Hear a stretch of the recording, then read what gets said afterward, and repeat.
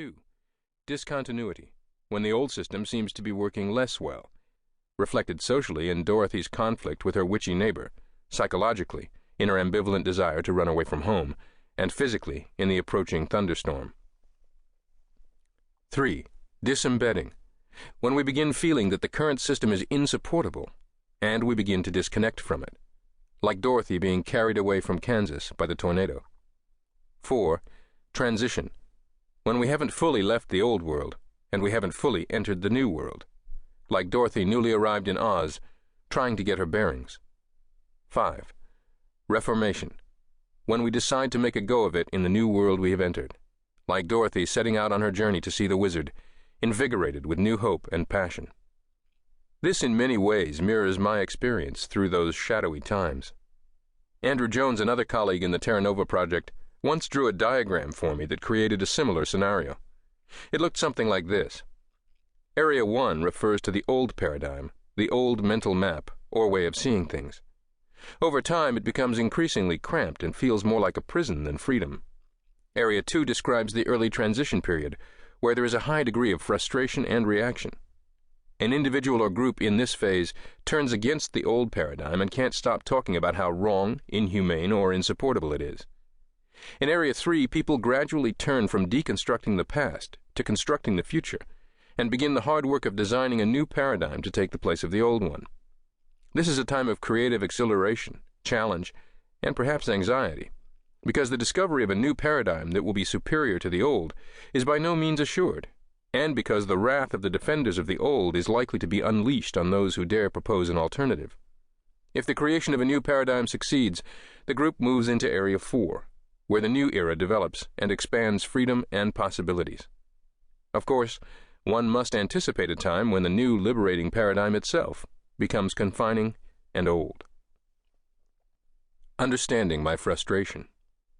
These images and illustrations describe, at least in part, why I had grown frustrated with the way I was being a Christian and the way I was helping others to be Christians.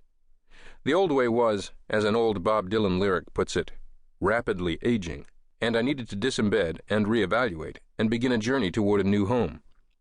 For my sake, for the sake of the people I was called to lead, and perhaps even for God's sake. But the new way hadn't been created yet. We were barely into Area 2, maybe sticking our toes into Area 3. Hence the anxiety. There is a dimension to this experience of disembedding from modern Christianity that none of us can fully understand or describe. That's the theological dimension.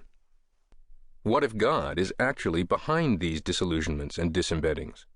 What if God is trying to move us out of Egypt, so to speak, and into the wilderness, because it's time for the next chapter in our adventure? What if it's time for a new phase in the unfolding mission God intends for the people, or at least some of the people, who seek to know, love, and serve God? What if our personal experiences of frustration are surface manifestations of a deeper movement of God's Spirit?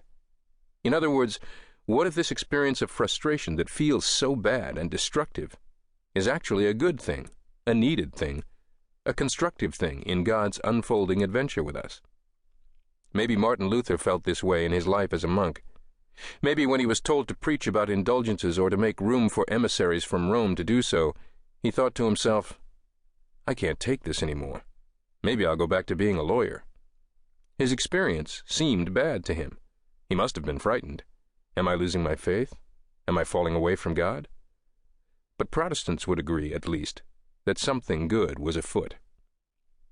That August day I felt miserable, and I continued to feel miserable for some months. But gradually, although giving up in despair remained tempting, hope started becoming more interesting. On to something. I began to feel like one of those rumpled detectives on TV who finds a clue that opens up a whole new twist in the plot. Or better, I began to feel like a scientist in a movie, doing a routine run of experiments. I'm looking over my data, and this icy feeling starts back between my shoulder blades and crawls up my neck, and I think, something's not right here. This pattern in the data just doesn't make sense.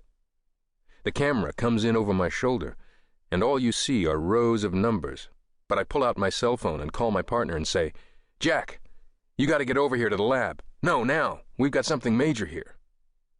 Or better yet, I felt like Eleanor Arroway in the movie Contact, at that moment when she is sitting on her car,